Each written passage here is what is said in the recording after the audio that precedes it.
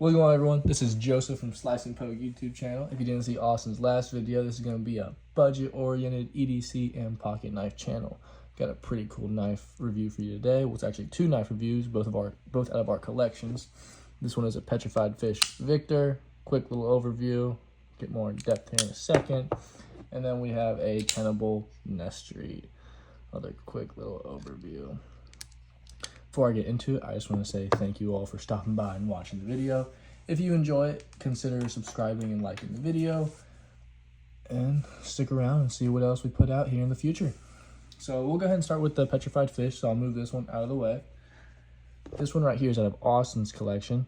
First glance, looks like a really nice blade. Nice blue jean micarta with the back spacer. Also has a nice hole for a lanyard.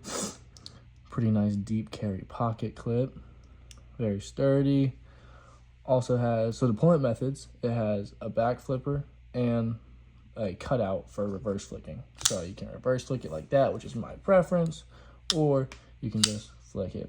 And let me say, the closing and opening on this knife is just buttery smooth. This comes in right about $45. The steel is Bowler K110.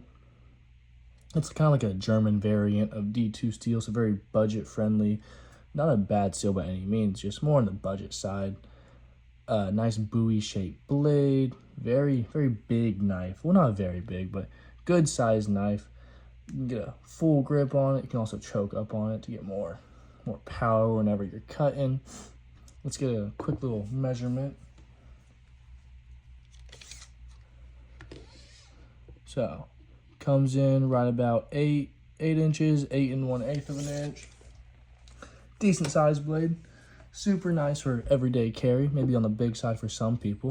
But like I said before, this has a back flipper and it has the cutout. It is also a liner lock knife and pretty good lockup. It's a strong lockup. Don't gotta worry about that collapsing on you by any means. Like I said before, this thing is buttery smooth and you just can't help but just want to play with it all day long because of how good it feels in the hand.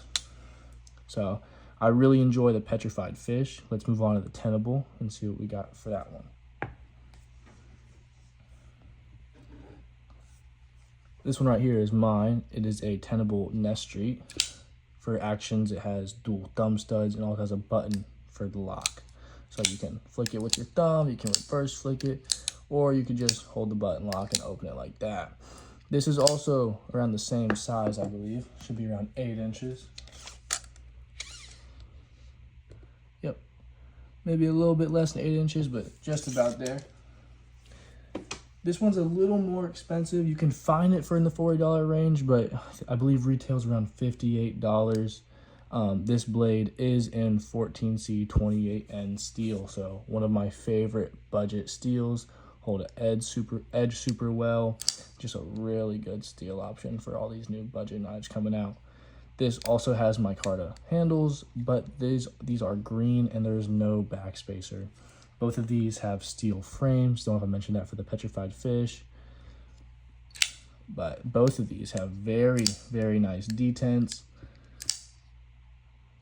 This one's more of a modified sheep's foot blade and a lot more utilitarian, I'd say. Comes in handy for a lot of stuff. Really nice, comfortable grip again. A little bit skinnier and a little bit smaller than the Petrified Fish, I'd say, but still just as comfortable. So we can get a nice side-by-side for these knives. So there's a top view. You can see, like I said before, the Petrified Fish is a little bit thicker and it looks a little bit nicer with that back spacer, all right? And then side view, we'll go ahead and put them like that. They are just about the same size. It all comes down to personal preference for these two, I'd say, and if you're willing to shell out the extra few dollars for the Tenable. This is out of my personal collection, and this one is Austin's. I prefer the Tenable personally. I think it's a lot more utilitarian base shape. You can really get behind it and cut and just, do whatever you need to do with this thing. Well, this is more of a hunting, maybe fishing style blade knife. Both of these are amazing options if you want to get into any, medium to bigger size pocket knives, I'd say. Obviously, it's not a huge pocket knife. We've seen a lot bigger in recent days, but I think both of these are great options if you're looking for a new pocket knife to carry around, and both of these come in at great price points. So that's all I have to say for this video. Thank you guys, and we'll see you in the next one. Please make sure to like and subscribe if you enjoy our content. Adios.